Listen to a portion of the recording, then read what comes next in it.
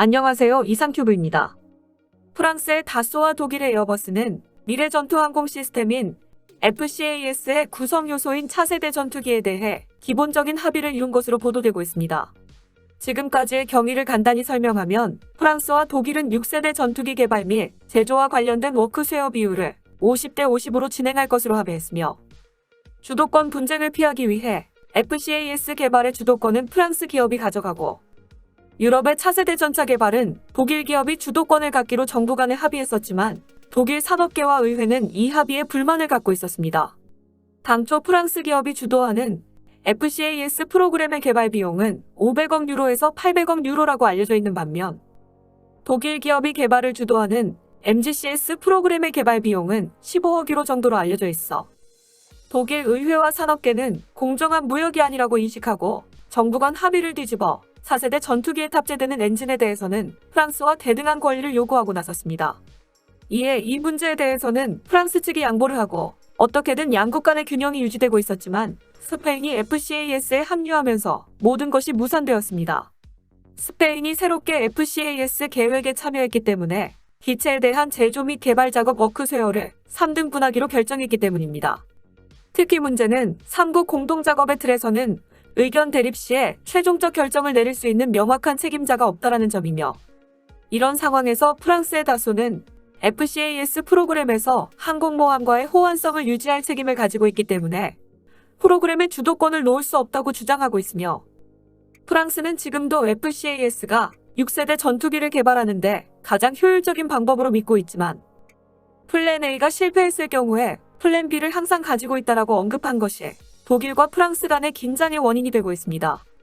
이런 긴장 상태를 누그러뜨리기 위해 에어버스 측이 프랑스 상원 군사위원회에 출석해 FCAS 프로그램의 성공은 유럽의 독립성을 유지하는 데 필수적이며 만약 계획이 실패하면 유럽 국가들은 미국의 F-35를 구입하게 될 것이라는 취지의 발언을 하며 FCAS의 플랜 B는 존재하지 않는다고 강하게 부인했지만 실제 FCAS는 전혀 진척이 없는 상황입니다. 3개국 간의 워크쉐어 비율로 보면 공평하게 보일 수도 있지만 기업들 간의 주도권은 여전히 프랑스의 다소가 가지고 있어서 다소의 하청에 만족하지 못한 독일과 에어버스가 FCAS의 실증기를 개발하겠다고 나서 프랑스와 다소를 당황시켰습니다.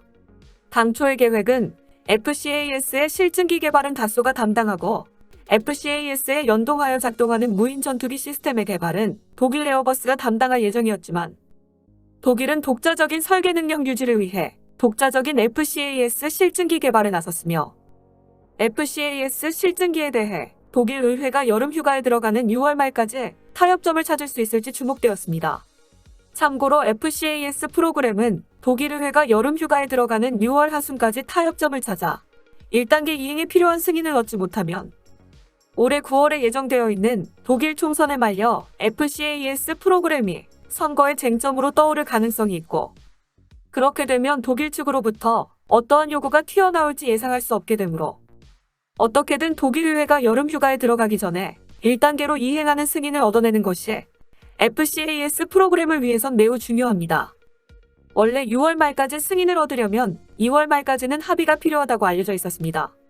지금까지 프랑스 언론은 다소와 에어버스가 FCAS 프로그램의 구성 요소인 차세대 전투기에 대해 기본적인 합의에 도달했다고 보도하고 새로운 신뢰관계에서 FCAS는 다시 출발할 것이라고 말하고 있었습니다. 단지 FCAS의 엔진에 대해서는 아직 합의에 이르지 못했고 프랑스 측은 나팔에 탑재되고 있던 M88의 개량형을 주장하고 있으며 독일과 스페인은 유로파이터에 탑재되었던 EJ200을 주장하고 있어 과연 6월 말까지 독일 의회의 승인을 얻을 수 있는지 의문이지만 프랑스 입장에서도 엔진마저 독일과 스페인에 양보해버리면 2022년 선거를 앞둔 프랑스로서도 선거에 타격을 입을 수 있기 때문에 FCAS에 탑재되는 엔진에 대해서는 물러설 수 없는 입장입니다. 덧붙여서 FCAS 프로그램의 합의에 대해서는 영국의 로이터도 보도하고 있지만 정작 다소와 에어버스는 합의에 관한 협의는 난항을 겪고 있다라고 말하고 있어 정확하게 합의에 이르렀는지는 파악할 수 없습니다. 하지만 최근 유럽의 언론에서는 프랑스의 사프란과 독일의 MTU가 FCAS 프로그램의 엔진에 대한 새로운 합의에 도달했다고 보도하고 있습니다. 프랑스의 라트리뷴즈에 따르면 프랑스의 엔진 제조 업체인 사프란과 독일의 엔진 제조 기업인 MTU는 FCAS 시제기에 사프란의 M88을 채용하고 업그레이드하기로 합의했으며 독일과 프랑스의 FCAS 참여 기업들은 양국 정부의 1단계 이행에 필요한 관련 계약서를 제출한 것으로 보입니다.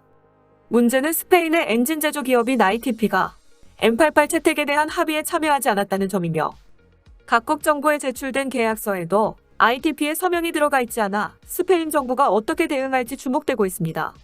참고로 영국 롤스로이스의 자회사인 스페인의 ITP는 유로파이터에 탑재되는 EJ200 개발에 주도적으로 참여한 것으로 알려져 있습니다. 영국의 롤스로이스는 2018년에 스페인의 ITP를 인수했으며 최근 코로나 여파로 항공산업이 위축되자 롤스로이스는 20억 파운드에 이르는 자산 매각의 일환으로 ITP 에어로를 매각하여 최대 15억 유로를 확보하기를 희망하고 있다고 영국의 파이낸셜 리뷰지는 보도했습니다. 롤스로이스는 지난달에도 노르웨이의 해상 엔진 제조 업체를 러시아 기업에 판매하려다 노르웨이 당국이 안보 상의 이유로 거절하면서 인수 계획이 좌절되었습니다. 마찬가지로 롤스로이스의 ITP 에어로의 판매 계획에 대해 스페인은 반대하고 있는 입장입니다. 미국의 블룸버그 통신은 스페인이 롤스로이스가 ITP를 사모펀드에 매각할 수 있다고 우려하고 있으며 현재 ITP 인수에 참여하려는 미국의 사모펀드들은 ITP에 대한 산업적인 계획을 갖고 있지 않을 것이라고 말했습니다. 따라서 ITP의 인수자들이 ITP의 미래에 대해 안도감을 제공하지 않는다면 ITP 인수는 스페인 정부에 의해 차단될 수 있다고 보도했습니다.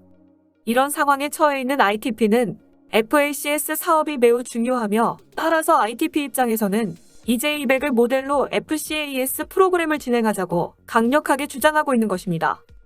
또한 넓은 견지에서 보자면 ITP의 모회사는 영국의 롤스로이스이므로 독일과 프랑스, 스페인이 참여하고 있는 FCAS 프로그램에는 영국도 참여하고 있는 것이 됩니다.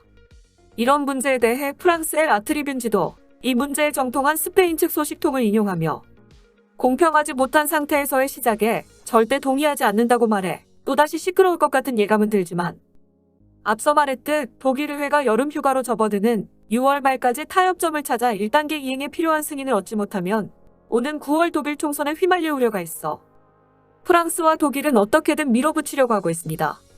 프랑스와 독일은 의회 심의 시간을 감안할 때 한시적인 합의 시한이 올 2월 말로 알려졌기 때문에 지금도 늦은 상태이며 때문에 프랑스의 사프란과 독일이 공동으로 계약서를 제출함으로써 스페인 측에 동조하라고 압박하고 있다는 것입니다. 아직 스페인 정부와 ITP의 공식적인 반응은 나오고 있지 않지만 자신들이 제외되고 추진된 합의에 대해 스페인의 반응은 안 좋게 나올 것이 뻔합니다. 이런 식이라면 스페인이 왜 독일과 프랑스가 주도하는 FCAS 프로그램에 참여하는지는 모르겠지만 스페인 입장에서도 ITP라는 엔진 기업을 소생시키기 위해 FCAS라는 카드는 버릴 수 없을 것으로 보입니다. 앞으로 3국 간의 의견을 보이고 있는 FCAS의 엔진 문제에 대해 3국이 어떻게 해결해 나갈지 주목됩니다. 이상 마치겠습니다. 시청해주셔서 고맙습니다. 이상큐브였습니다.